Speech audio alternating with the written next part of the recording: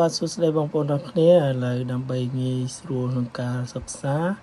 អញ្ចឹងសូមណែនាំពីរបៀបនៃការចូលមើលមេរៀនតាមលំដាប់លំដោយដំបូងយើងចូលទៅកន្លែង tray 3នេះ tray 3ហ្នឹងយើងចូលមក Facebook ហើយឬមួយក៏ចូលទៅ profile រួចយើងចុចលើ profile ហើយយើងចូលទៅកន្លែង tray 3នោះយើងទៅចូលកន្លែង group ណាយើងចូលមកយើងអូសរកពាក្យ group នេះ group យើងយកពាក្យ group នឹងមកអញ្ចឹងយើងឃើញ group ហើយ group ដែលបងប្អូនសិក្សាហ្នឹងដូចខ្ញុំដាក់ pin ឡើង pin ពណ៌ខៀវហ្នឹងខ្ញុំដាក់ pin ទាំងអស់នៅក្នុងមេ group អញ្ចឹង group យើងនឹងវារត់ឡើងមកលើអញ្ចឹងបងប្អូនដែលចូលរៀនវគ្គណាបងប្អូនចុចវគ្គហ្នឹងទៅនៅពេលដែលចុចចូលក្នុងវគ្គវាអត់មានតាមលំដាប់ដោយតែដើម្បីបានលំដាប់ដោយហើយយើងត្រូវចុចលើពាក្យ filter ចុចនៅលើពាក្យ filter ហ្នឹងហើយវានឹង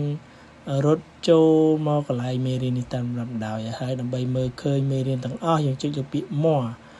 នៅលើពាក្យ more ហ្នឹងមកអញ្ចឹងមេរៀនយើងនឹងឃើញទាំងអស់មេរៀនអញ្ចឹងបងប្អូនអាចចូលមើលនៅក្នុងហ្នឹងបាន